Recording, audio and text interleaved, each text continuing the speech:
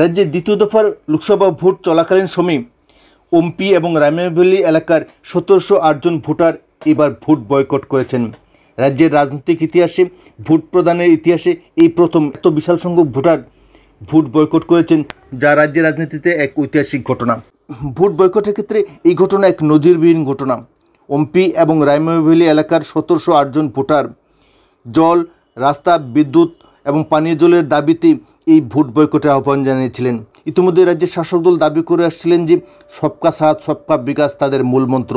অথচ দীর্ঘদিন ধরে দাবি জানানোর পরও রাজ্য প্রশাসন যে ওমপি এবং রামেভেলি এলাকার জনগণের সঙ্গে প্রতারণা করে আসছিলেন সেটা প্রমাণিত হয়েছে। আরও তাৎপর্যপূর্ণ বিষয় হল দীর্ঘ ২৫ বছর এর যে বামফ্রন্ট শাসন থাকা সত্ত্বেও এই এলাকার সঠিক উন্নয়ন ঘটেনি, যার ফলশ্রুতিতে আজ ওমপি এবং রামেভেলি এলাকার গণদেবতা ভোট বয়কট করতে বাধ্য হয়েছেন। কারণ দীর্ঘ ২৫ বছর ধরে এই এলাকায় পাহাড়ের ভোটকে কেন্দ্র করে রাজনীতি সংগঠিত হলেও প্রকৃত উন্নয়ন সংগঠিত হয়নি।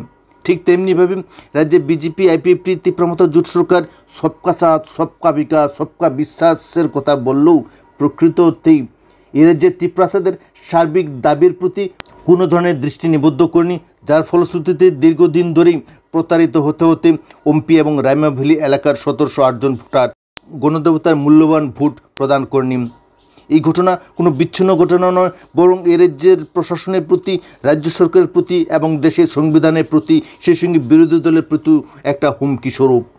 এই ঘটনা থেকে আগামী দিন অন্যান্য এলাকার ভোটারও উৎসাহিত হবেন এবং তাদের দাবি আদায়ের ক্ষেত্রে প্রতিবাদী চেতনা এ রাজ্যের শাসক দল এবং বিরোধী দলের সামনে উপস্থাপন করবেন বলে অনেকেই মনে করছেন। ওমপি এবং রামেভেলি এলাকার ১৭০৮ জন ভোটার যে ভোট বয়কট করেছেন এটা সরকারের জন্য এক সতর্কবার্তা। আগামী দিনে এর যে এই ধরনের ঘটনা আরও বহু ঘটবে, যা গণতন্ত্রের প্রতি একটা হুমকি স্বরূপ। গণদেবতাই যখন ভোটদানে অস্বীকার করে প্রমাণিত হয় যে প্রশাসন সম্পূর্ণভাবে মুখ থুবড়ে গেছে। জনগণের স্বার্থ উপযোগী প্রশাসন এ রাজ্যে নেই, সেটাও প্রমাণ করছে ভোট বয়কটের মাধ্যমে। এবং রামেভেলি এলাকার জনগণের ন্যূনতম দাবিগুলি যে পূরণে ব্যর্থ সবকা সাথ সবকা বিকাশের সরকার, সেটা চোখে আঙ্গুল দিয়ে দেখিয়ে দিয়েছে ভোট বয়কটের মাধ্যমে। এরপরও যদি রাজ্য সরকার কিংবা বিরোধী রাজনৈতিক দলগুলি সচেতন না হন, জনগণের দাবির প্রতি মূল্যায়ন করতে ব্যর্থ হন, তবে আগামী দিনে গণতন্ত্র হুমকির মুখে পড়বে।